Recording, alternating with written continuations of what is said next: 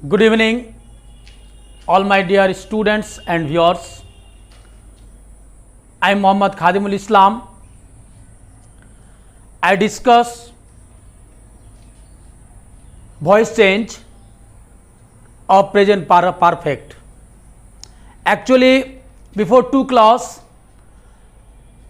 we have discussed voice change of present indefinite and present continuous and the process to voice change. Now we are going to discuss the voice change of present perfect tense. How to change from active voice to passive voice or passive voice to active voice. Now we are going to discuss voice.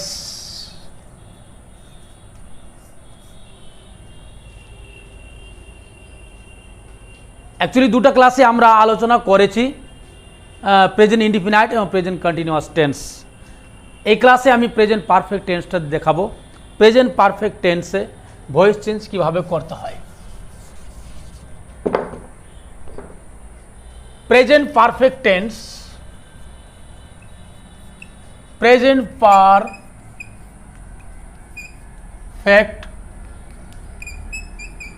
tense, যার বাংলা মানে হচ্ছে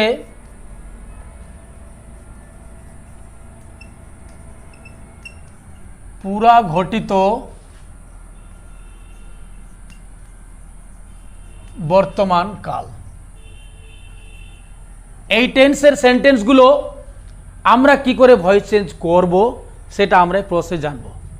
active voice, আমরা tense পড়তে গিয়ে এর একটি structure আমরা জেনেছি যে অ্যাক্টিভ ভয়েসের স্ট্রাকচার কীভাবে হয়।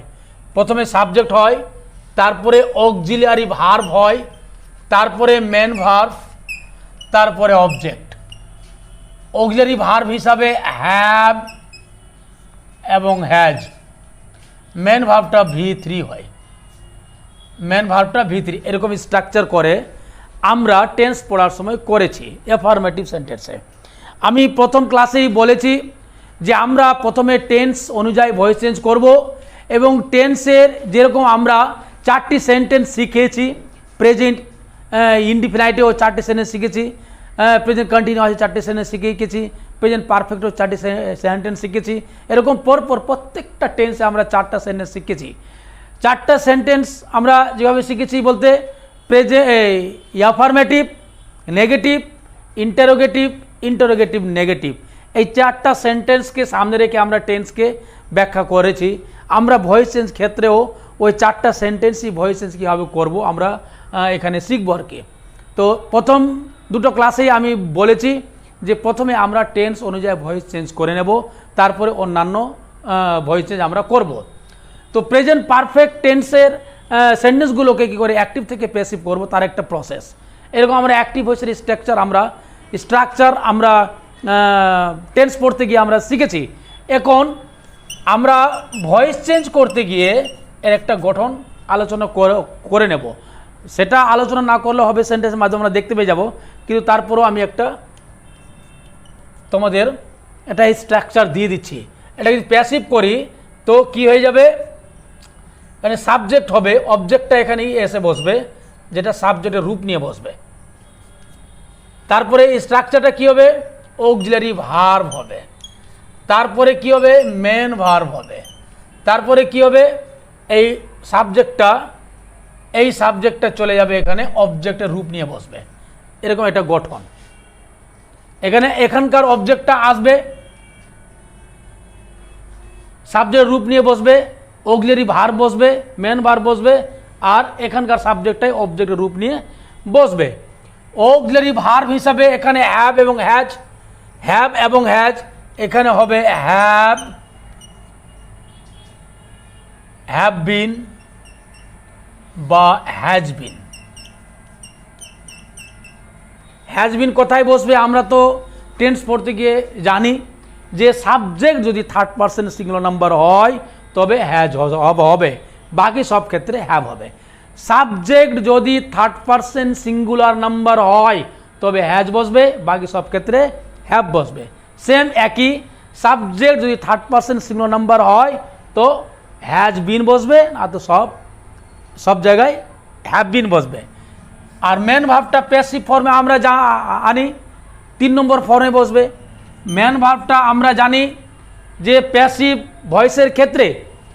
ভয়েসের ক্ষেত্রে সবসময় মেন ভার্বটা 3 নম্বর ফর্মে বসে। অ্যাক্টিভ ভয়েসে মেন ভার্ব যে নম্বরে থাকুক না কেন, যে ফর্মে থাকুক না কেন, প্যাসিভ ভয়েসে মেন ভার্ব 3 নম্বর ফর্মে এসে বসবে। এ হচ্ছে গঠন। এটা হচ্ছে অ্যাফার্মেটিভ সেন্টেন্সের গঠন। এটা হচ্ছে অ্যাফার্মেটিভ সেন্টেন্সের। আমি এক একটাই আলোচনা করার চেষ্টা করব। এটা উদাহরণ লিখি, যেমন ইউ হ্যাভ composed, 3 নম্বর form, you have composed a petition,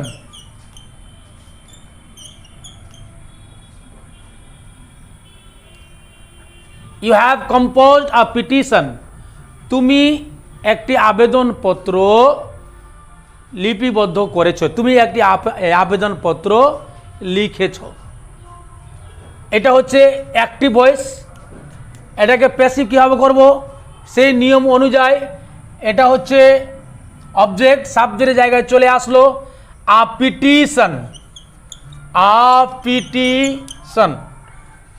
এটা হচ্ছে সাবজেক্ট, অবজেক্ট সাবজেক্টের জায়গায় চলে আসলো, স্থান পরিবর্তন হলো, কিন্তু রূপের পরিবর্তন হলো না, কারণ এটা হচ্ছে নাউন যদি থাকে সাবজেক্ট অবজেক্ট, রূপের পরিবর্তন হবে না, স্থান পরিবর্তন হবে।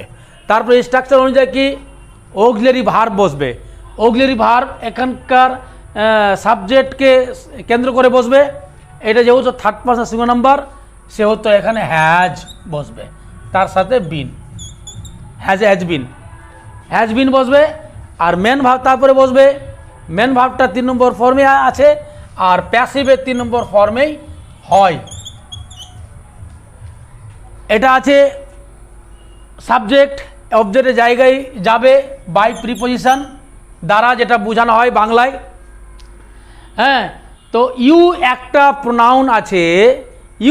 প্রোনাউন আছে, সাবজেক্ট অবজেক্টের জায়গায় স্থান পরিবর্তন করলেও রূপের পরিবর্তন ঘটে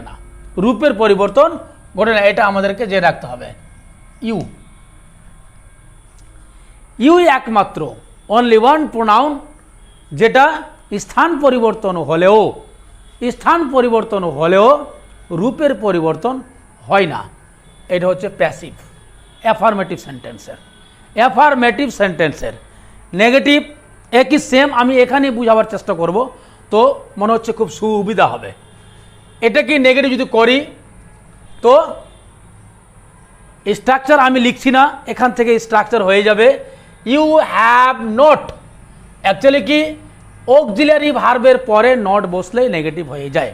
কি বললাম, অক্সিলারি ভার্বের পরে নেগেটিভ বসালেই নেগেটিভ হয়ে যায়। ওটা অ্যাফার্মেটিভ হয়েছিল, এটা নেগেটিভ আলোচনা করলাম।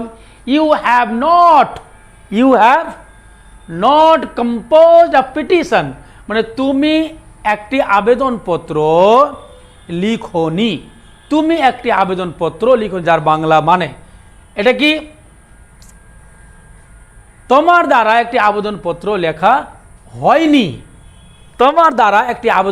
লেখা হয়নি, অ্যাকচুয়ালি এখানে নট হয়েছে, এখানে চেঞ্জটা কোথায় হবে, এই যে দুটো অক্সিলারি ভার্ব হ্যাভ বিন আর হ্যাজ বিন, এই হ্যাজ বিন যে অক্সিলারি ভার্ব দুটো আছে, দুটোর মাঝখানে নট বসিয়ে দিলে নেগেটিভ হয়ে যায়।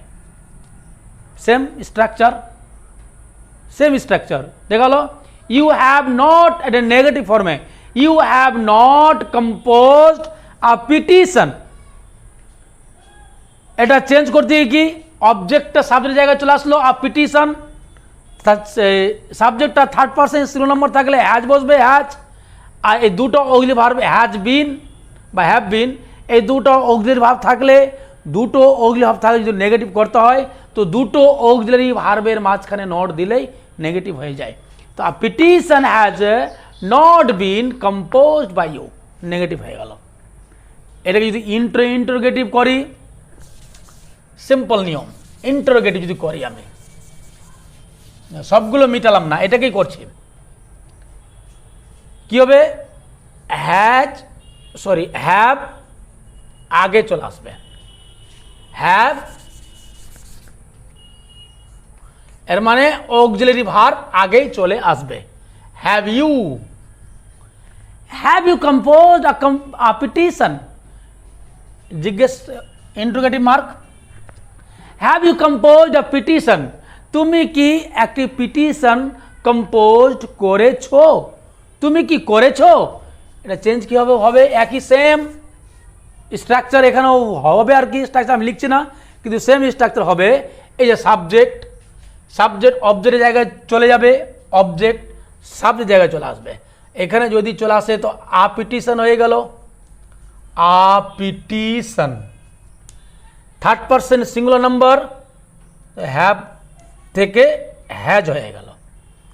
এখানে যেহেতু দুটো অক্সিলারি ভার্ব হচ্ছে, হ্যাজ বিন হচ্ছে, তো একটা সাবজেক্টের পরে বসবে। এই হচ্ছে গঠন। এটা হচ্ছে ইন্টারোগেটিভের গঠন, অ্যাক্টিভ ভয়েস, প্যাসিভ ভয়েস। এটা ইন্টারোগেটিভ সেন্টেন্সের গঠন। অ্যাক্টিভ থেকে প্যাসিভ কীভাবে করলাম? Have you composed a petition, এটা সাবজেক্ট, এটা অক্সিলারি ভার্ব, এটা মেন ভার্ব, এটা অবজেক্ট। এটা হচ্ছে অ্যাক্টিভ ভয়েসের গঠন। প্যাসিভ ভয়েসের গঠন কি হলো? Auxiliary verb, subject, auxiliary verb, main verb, object. Object বলতে এখানকার এই সাবজেক্টটা অবজেক্ট রূপে গিয়ে বসেছে, এই সাবজেক্টটাই অবজেক্ট রূপ নিয়ে বসেছে, আর ওই অবজেক্টটাই সাবজেক্টের রূপ নিয়ে বসেছে। এই যে গঠন।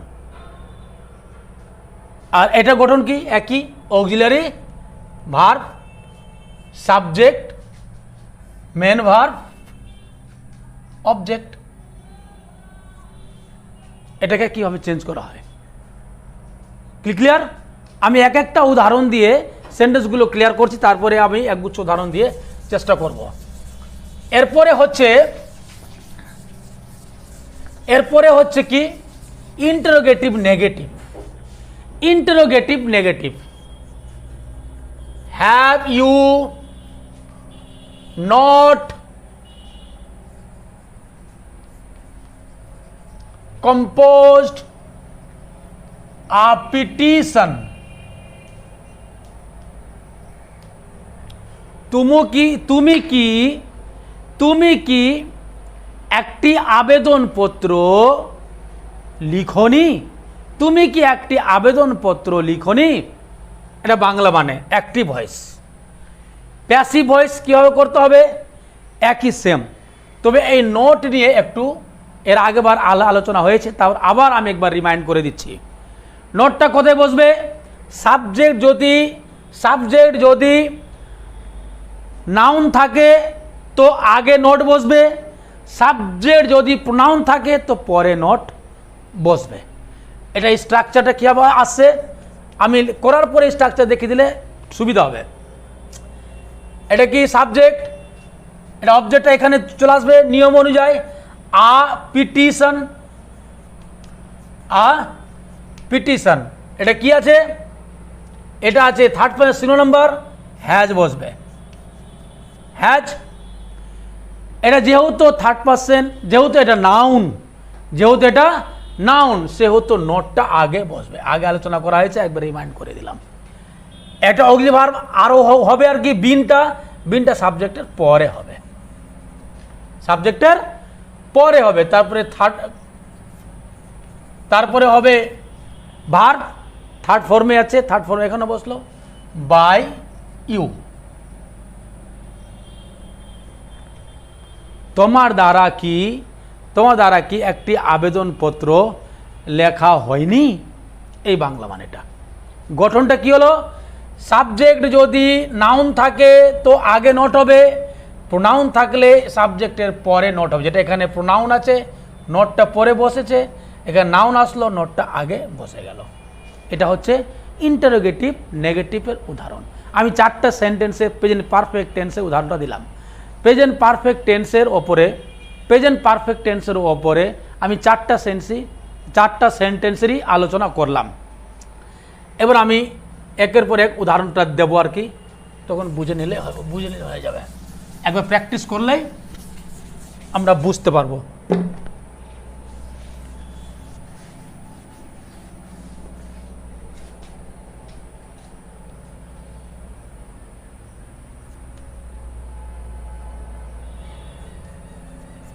The man has not finished the work.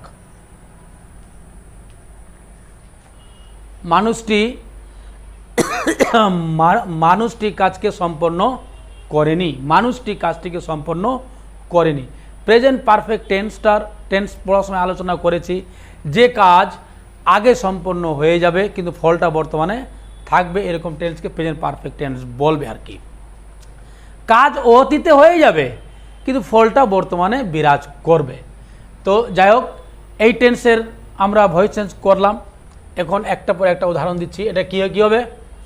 Object কোনটা? এই যে দ্য ওয়ার্ক। সাবজেক্ট কোনটা? The man.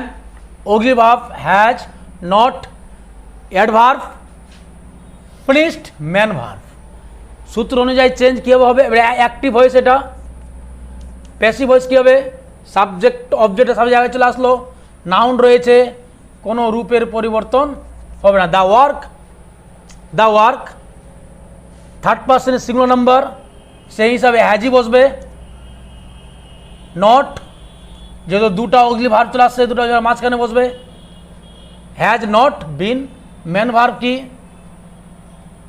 ফিনিশড 3 নম্বর ফর্মেই আছে ম্যান ভার্ব, 3 নম্বর ফর্মে বসলো। বাই দ্য ম্যান নাউন রয়েছে, সেহেতু কোনো রূপের পরিবর্তন হবে না, স্থান পরিবর্তনই হবে। মানুষটির দ্বারা কাজটিকে সম্পন্ন করা হয়নি, এটা প্যাসিভের মানে। আর উদাহরণ দেখি আমরা। হ্যাভ দ্য ম্যান পুলার নাম্বারে, have the man helped the villagers.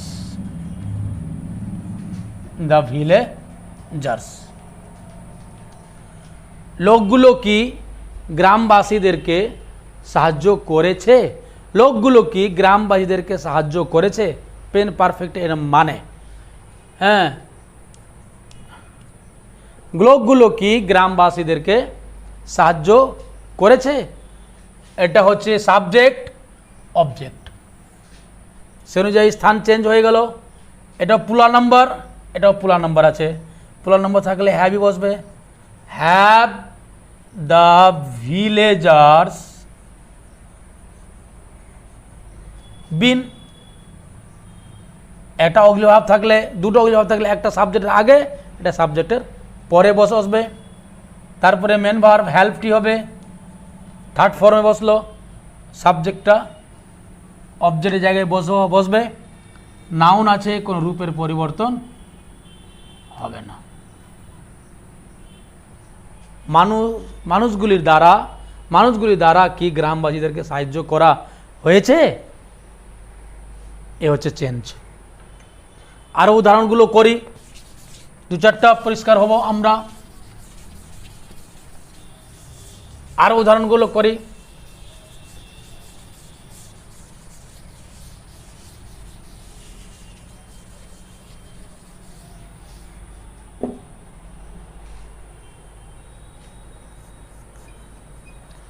Has not the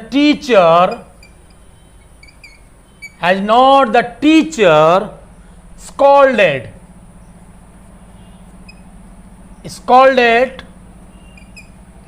the students?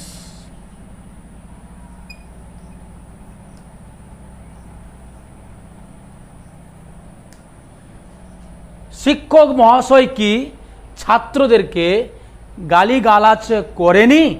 Active voice. Structure passive ভয়েসকে আমরা রূপান্তর কীভাবে করব?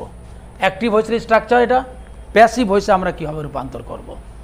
প্যাসিভ ভয়েস যেহেতু এই সাবজেক্টটা নাউন ছিল সেহেতু আগে নটটা বসলো, এটাও এখানে আসবে।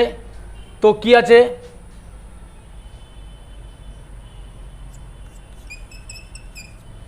এখানে হ্যাজ বসেছে, টিচার সিঙ্গুলার থার্ড পারসন, সেগুলো হ্যাজ বসেছে।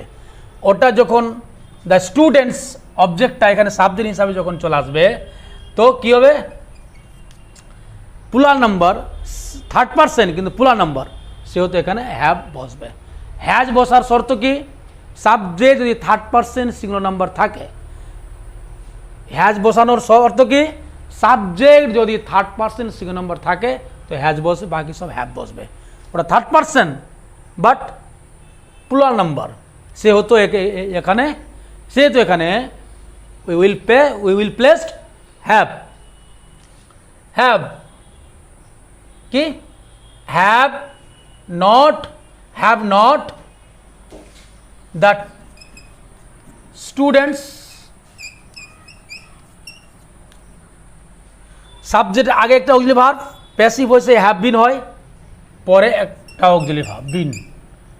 স্কল্ডেড থার্ড ফর্মে রয়েছে।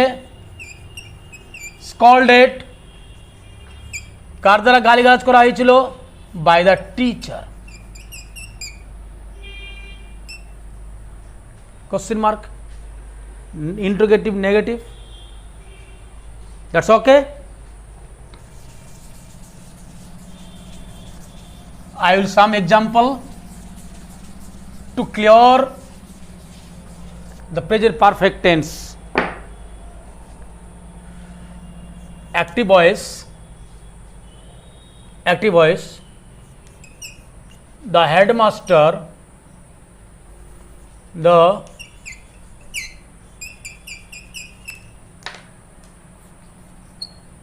headmaster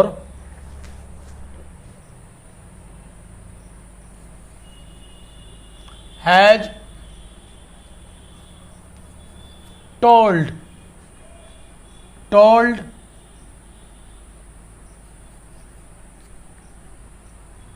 the teacher, told the assistant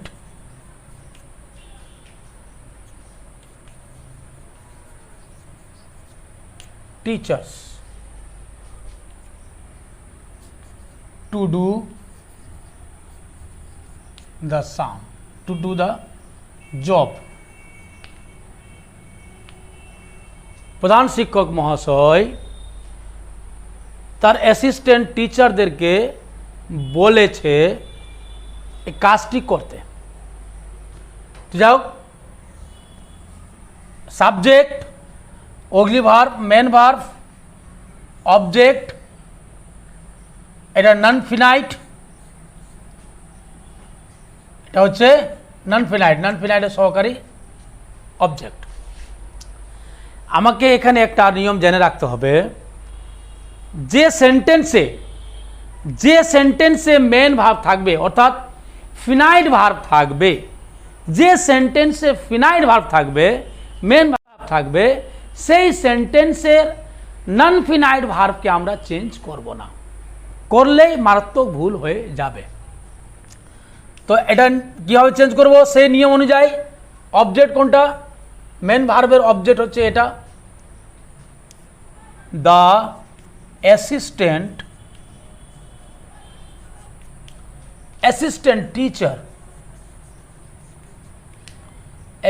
teachers. এখানে থার্ড পারসন সিঙ্গুলার নাম্বার ছিল বলে হ্যাজ বসেছিল, এখানে থার্ড পারসন সিঙ্গুলার নাম্বার নয়, third person plural number teachers, সেহেতু এখানে হ্যাভ বিন, ওইগুলো ভাব দুটো হবে, হ্যাভ বিন। মেন ভার্ব দুটো ছিল টোল্ড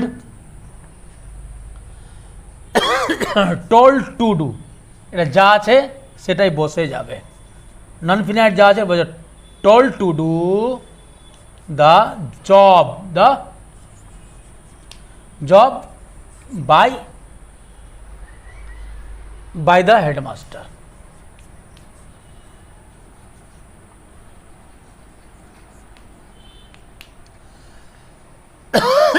বাই দ্য হেডমাস্টার, প্রধান শিক্ষক দ্বারা কাজটি অ্যাসিস্ট্যান্ট মহাশয়দেরকে এই সহকারী শিক্ষকদেরকে কাজটি করতে বলা হয়েছে। আমরা প্রেজেন্ট পারফেক্ট টেন্সের কতগুলো উদাহরণ আমরা করলাম। প্রেজেন্ট পারফেক্ট টেন্সের মোটামুটি একটা ধারণা আমরা নিয়ে নিলাম। তোমরা এগুলোকে ঠিকঠাক নোট নিয়ে নাও এবং প্র্যাকটিস করলাম। বারবার ভিডিওকে হয়তো রিপ্লে করেও দেখতে পারো, ব্যাগে নিয়ে গিয়ে, এবং স্পেশাল নোটও নিতে পারো। এবার আমাদের এটা হচ্ছে 3 নম্বর ক্লাস, ফার্স্ট সেকেন্ড থার্ড 3 নম্বর ক্লাস নিয়ে প্রেজেন্ট ইনডিফিনাইট টেন্সটা আমরা আলোচনা করলাম। Present indefinite, present continuous, present perfect. এবং প্রেজেন্ট পারফেক্ট কন্টিনিউয়াস টেন্সের তো ভয়েস চেঞ্জ হয় না। হ্যাঁ, 3টা ক্লাসে আমরা 3টা টেন্স আলোচনা করলাম।